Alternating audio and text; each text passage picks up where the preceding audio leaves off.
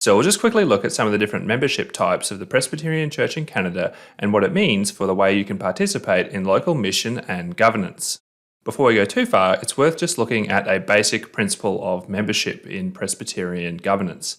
And this quote is from our Book of Forms, and it says, "To take away all occasion of tyranny, our Lord wills that office bearers in his church should rule with mutual consent of brethren and equality of power, every one according to his function." And if that language sounds really old-fashioned, it's because it is, and it's essentially unchanged since 1578.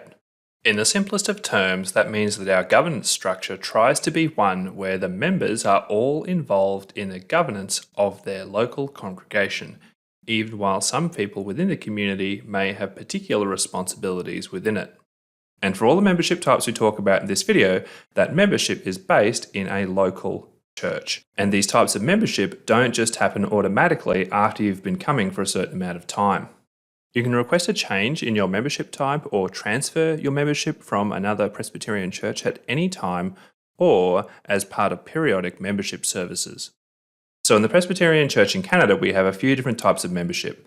Firstly, we have professing members, or perhaps communicant members, depending on what you're reading.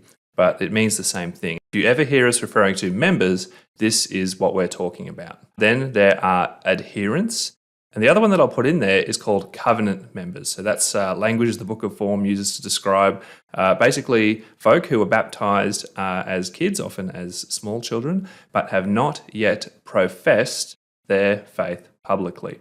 And I'll also just talk about attendees. Now, the Book of Forms doesn't have official language for folk in this category, but basically that's anyone who is coming along, who is part of the community, participating in worship and those sorts of things, but has never formally done anything about their official membership status in any way. So first, let's look at professing members. Professing members can vote on all business that happens at congregational meetings. They can also be elected onto session, which means being ordained as an elder, and they can also serve in ministry teams, committees, and volunteer rosters across the life of the local church. You become a professing member by making a public confession of faith, and that's where the word profession comes from, and this will normally just happen as part of a worship service, after being approved by the session. And this process also would have normally included some kind of membership preparation. Then we have adherents. Adherents can vote on some business of congregational meetings, but not all. Generally, adherents won't vote on matters relating to worship, discipline, or the sale of property. Adherents don't vote to elect elders on the session, nor can they become an elder on the session without becoming a professing member first. And when calling a minister, adherents don't vote and sign the calling of the minister, but can concur with the decision of the voting membership. Adherents can serve in all ministry teams, committees, and rosters across the life of the local church, and you become an adherent by being approved by the session. And an adherent can change their membership type to that of a professing member at any time using the process outlined earlier. Finally, we'll talk about attendees and covenant members.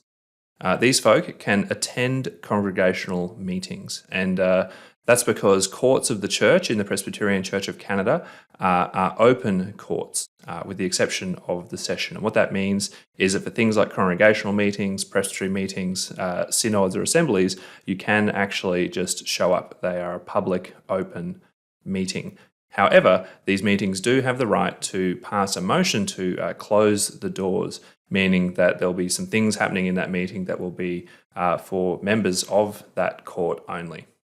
These folk are also free to serve in ministry teams, committees, and rosters across the life of the church, and can also become a member or an adherent through exactly the same process outlined earlier.